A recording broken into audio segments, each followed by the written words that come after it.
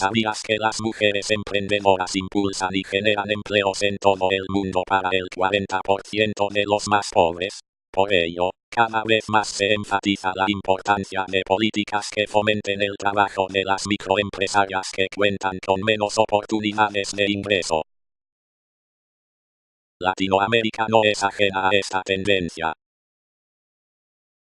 Así, por ejemplo, se hace en Oaxaca, un estado al sur de México conocido mundialmente por su gastronomía, tradiciones y atracciones turísticas, pero también por ser una de las zonas más pobres del país.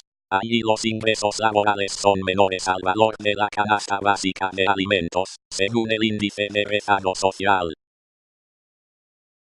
Los contrastes en Oaxaca son notorios.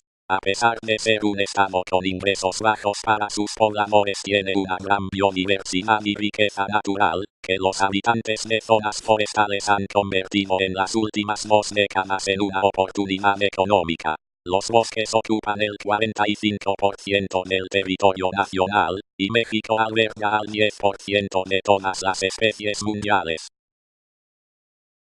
En los bosques mexicanos viven cerca de 12 millones de personas, que en su mayoría están en situación de pobreza y dependen directamente de los recursos naturales.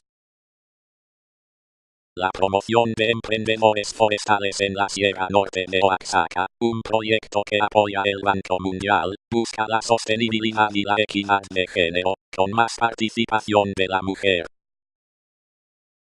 México cuenta con más de 4 millones de ejidatarios y comuneros, pero de esta cifra solo el 19% son mujeres.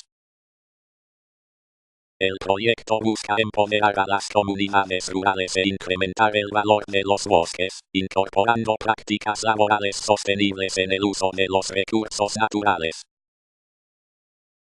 En este video te muestra la belleza natural de Oaxaca y cómo ayudan a mantenerla estas pequeñas emprendedoras.